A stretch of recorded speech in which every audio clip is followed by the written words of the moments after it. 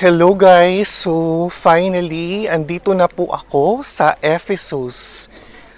Diyos ko, tagal kong pinlano to guys, mga 3 buwan siguro. Diyos ko, sino mag-aakalang makakapunta ako dito ang layo ng Ephesus. Ang Ephesus is isang ancient city dito sa Selçuk.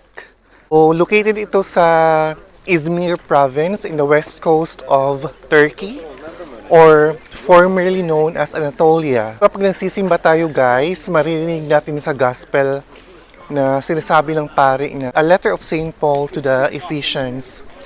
So, yung mga nakatira dito dati guys, sila yung mga tinatawag na Ephesians. So, ang mga Ephesians, sila yung sinulatan ni St. Paul dati. Si Apostle Paul ay noong after ng crucifixion ni Jesus Christ ay nag-travel sila, no? Actually, si Apostle John ay nagpunta rin dito sa Ephesus. Yung mga apostle ni Jesus Christ kasi dati, after the death of Jesus Christ, ay nag-travel sila, kanya-kanyang travel sila kung saan-saan para ma-spread yung Christianity. So, si Apostle Paul ay nagpunta dito sa Ephesus at dito siya nag-preach dati sa mga tao dito. At pinalaganap yung Christianity. Konting trivia lang guys, no? So, etong kalsadang ito, so mula doon hanggang dito, so it's made of marble. Actually, everything here is made of white marble. So, pag mainit, talagang nagre-reflect yung init no ng araw sa balat. So, anyways guys, sa dulo nitong kalsadang ito dati ay merong daungan. Merong yung dagat nandun pa.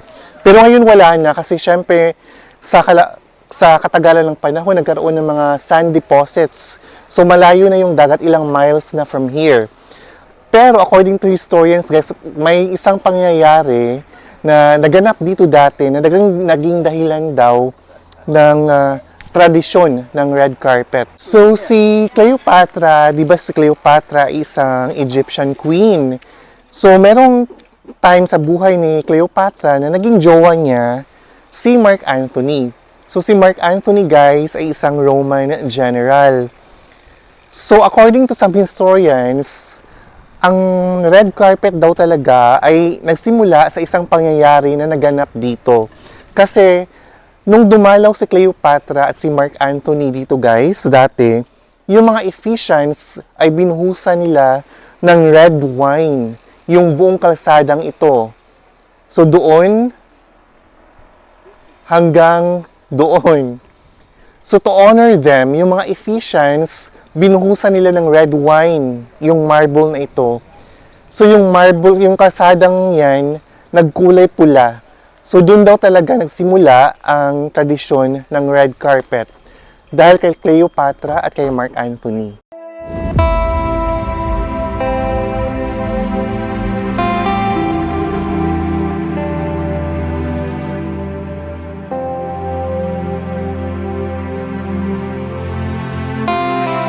Alam niyo ba guys, yung famous love quote sa Bible na 1 Corinthians verse 13, chapter 4 to 5 na nagsasabing love is kind, love is patient, it does not boast or envy.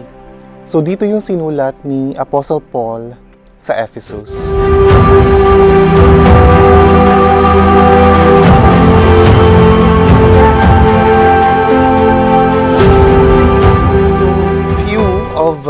The famous individuals who walked these roads of Ephesus were Apostle John and Mother Mary.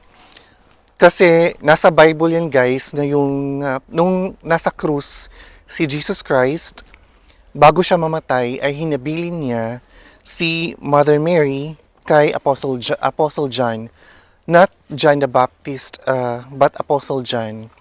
So, sinasabi ng mga religious scholars na kung saan magpunta si Apostle John ay sinasama niya si Mother Mary. Sa katunayan, merong basilika or simbahan dito si Mother Mary na ipinatayo ng mga taga-Ephesians. At malapit lang din dito sa Ephesus na pupuntahan ko bukas ay sinasabing bahay kung saan ginugol ni Mama Mary yung mga natitirang araw niya dito sa mundo bago yung Assumption. Nagpunta rin dito si Alexander the Great kasi siya nag-liberate sa mga taga-Ephesians from the Persians dati. At of course, si Apostle Paul ay dito tumira sa Ephesus ng 2 years habang nagpipreach siya sa mga taga-Ephesians. So, ang naging trabaho niya dito ay gumagawa ng mga leather works. Tumira dito si Apostle Paul ng 2 taon at marami siyang hinikayat na mga Ephesians na mag-convert into Christianity. So, ang mga taga-Ephesians guys dati ay pagan. Ang sinasamba nilang Diyos or Diyosa ay si Goddess Artemis. So dahil nga marami ng Ephesians ang nag-convert into Christianity, so may mga nag-aklas laban kay Saint Paul. Isa na nga dito si Demetrius na merchant ng mga imahe ni Artemis. So dahil maraming nang nag-convert into Christianity, nababawasan yung mga sales ng mga merchants or yung mga nagtitinda ng imahe ni Artemis. So nag-aklas sila laban kay Saint Paul. Bagamat hindi nila sinaktan si Saint Paul, pinayuhan naman si Saint Paul ng mga kaibigan niya na umalis na lang ng Ephesus.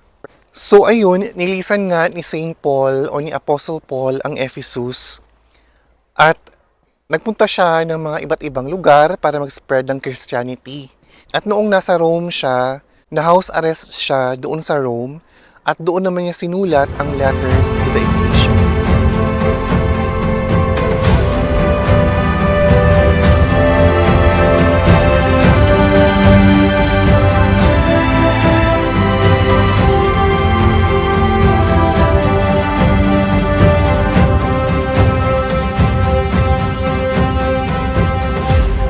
Guys, itong daan na ito, itong kalsada na ito, this is the Agora or yung public market dito sa Ephesus. So this could be the 5th Avenue of Ephesus dati during the ancient times. Ang Ephesus para siyang Manhattan dati guys ng mundo. Yung mga nakatira dito ay modern, advanced sila compare sa mga ibang civilizations. So dito, maraming nagtitinda ng mga iba't ibang produkto galing iba't ibang lugar. So yung iba dumaan sa Silk Road, 'di ba? From China until Turkey. So ayan, may mga nagtitinda dito dati ng mga silk, perfumes, kung ano-ano na lang guys.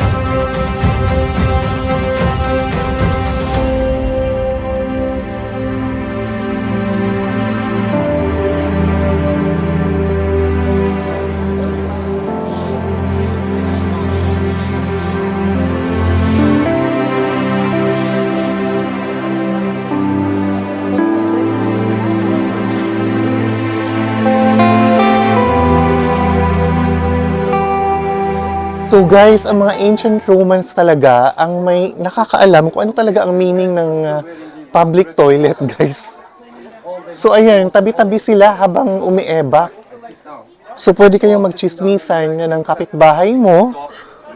So pwede nyo pag-usapan yung mga sekreto ng isa't isa habang umiebak kayo, magkatabi kayo.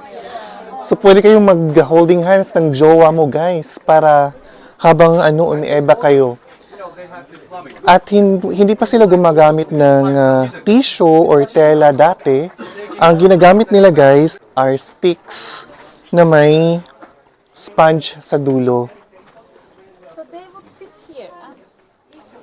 So yung sticks na may sponge sa dulo, pagkatapos nilang nilisin yung puwet nila, ay dinidip nila dito sa may ibaba. Mayroong flowing water na umaagos dito. So, doon nila nililinis yung sponge.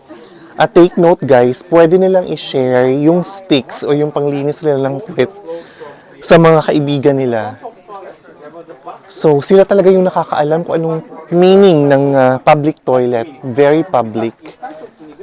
At sa opposite, sa tapat nila guys, ay merong mga musicians na tumutugtog ng mga instrumento habang tumatai sila. O saan ka pa. Ibang level yung mga ancient Romans guys.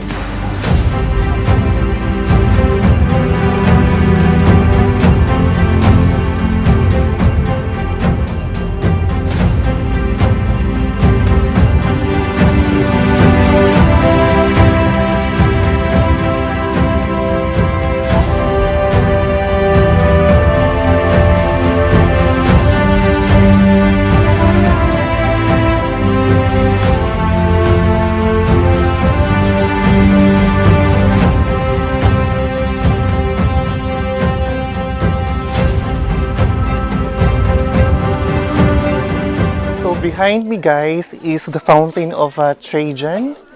Isa siyang emperor, ang Roman emperor dati. So there is something very intriguing about this fountain guys kasi kung mapapansin nyo sa likod, guys, merong globe. So, merong statue dyan si Emperor Trajan dati na nakatayo. So, pero ngayon, yan na lang yung nakatira, yung paa niya at yung globe. At merong Roman inscriptions sa ibaba na nagsasabing, "The world rests under my feet." So, very intriguing yan sa mga historians kasi sino bang nakakaalam nung ancient times na ang mundo ay bilog? 'Di ba? So, wala pa silang modern equipments, wala pa silang mga technology dati, pero alam nila na yung world ay bilog. So, yan yung naka-intriga sa mga historians.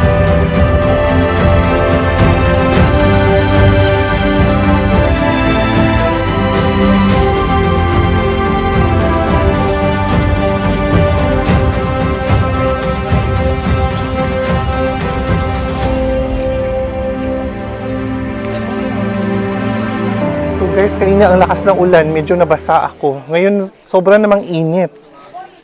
Oh, ito talaga ang weather dito sa Europe, guys. Hindi mo matimpla.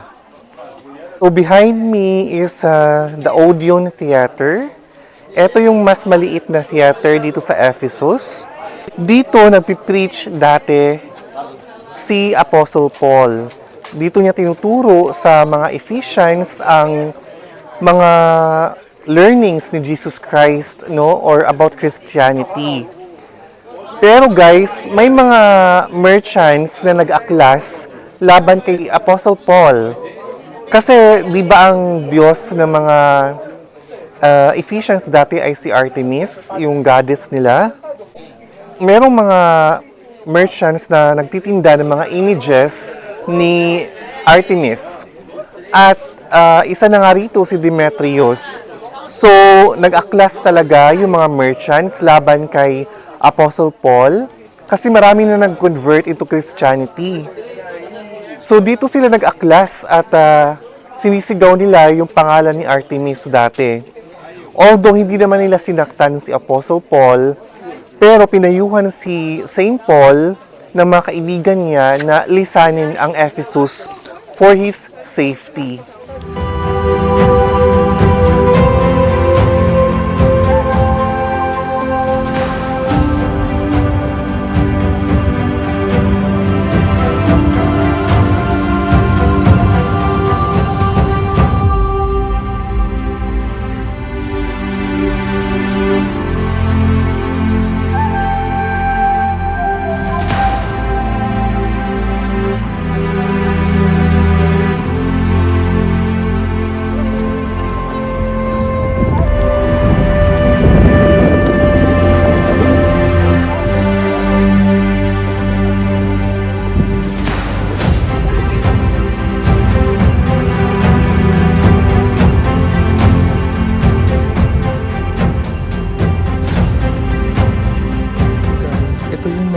Villa o yung mga bahay na mga medyo may kaya na mga taga-Ephesians dati.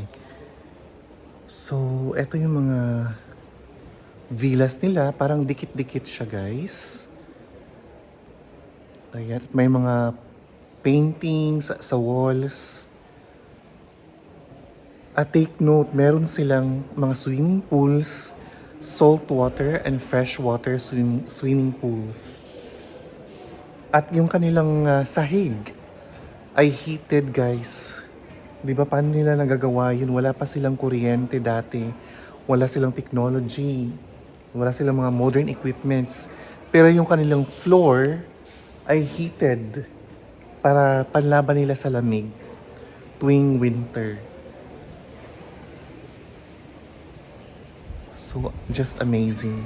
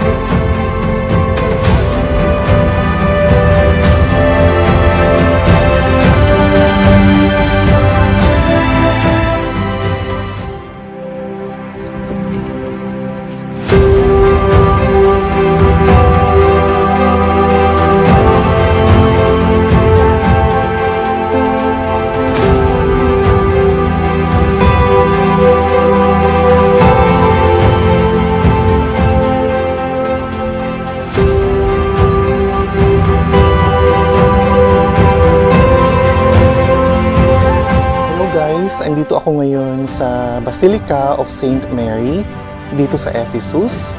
Ito ang pinakaunang simbahan na itinayo dedicated to Mother Mary.